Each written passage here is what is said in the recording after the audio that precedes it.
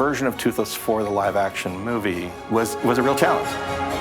You're always very nervous in trying to get something that looks real, but also maintains the character of the original design. One of the hardest things and biggest challenges we had was to capture the charm from the original. You know, Toothless and Hiccup and their connection is what the whole story is about.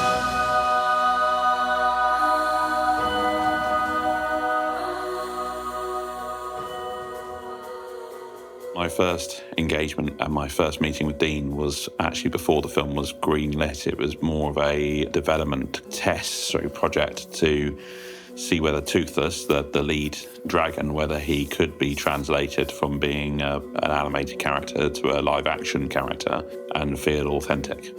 That was me, Michael Eames, Framestore's Director of Animation, the art department and the visual development team working for 3 months developing the look of Toothless. We knew that we couldn't completely abandon the design. We had to hold on to certain proportions, certain features. We tried changing the size of the eyes, but we realized no, the eyes had to be huge. We spent an awful amount of time trying to get the eyes right, the color, the articulation, the shape. The brief really was that he wanted this to be a real living, breathing animal. It wasn't a character, it's an animal. He was a combination between like a salamander and a black panther or a big cat.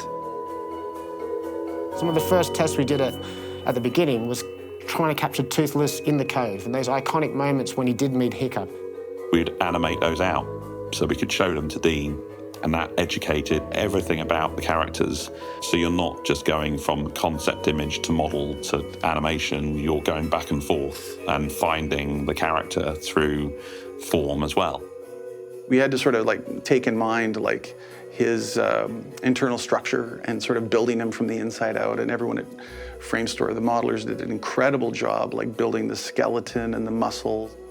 We create a world, and within that world we have rules, and we wanted the rules of that anatomy to be true because that makes our performance feel believable.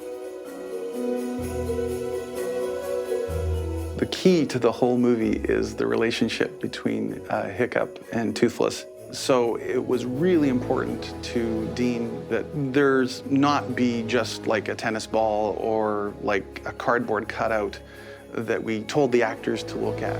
We used a company called Stitches and Glue who make puppets. And they fabricated our models. So when we're on set, we had the right proportions and the right head size.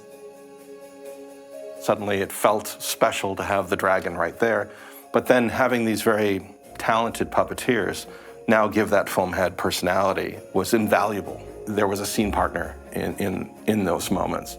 Having a puppet that all it had the ability was to do little pedal flicks, little jaw movement, and a tilt of the head, we realized that less is more. And we were already getting that engagement, that connection with the subtleties that the puppeteer was bringing us. One of the tools that we used from Framestore was Farsight.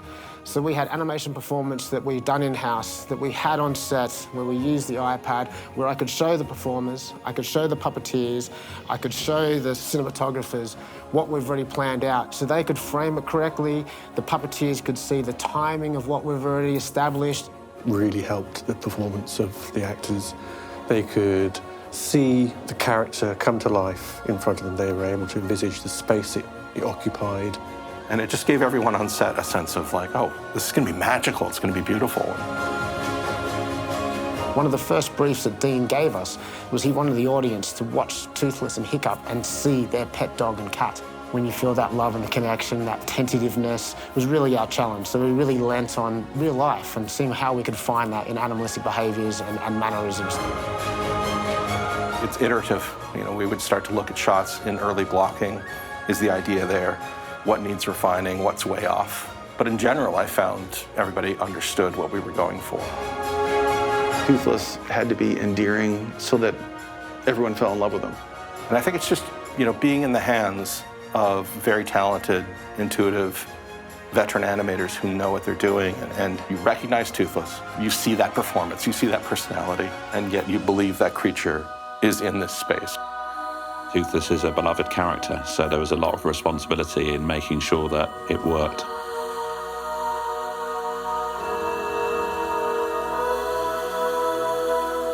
There is really something sort of soulful and subtle that's coming across.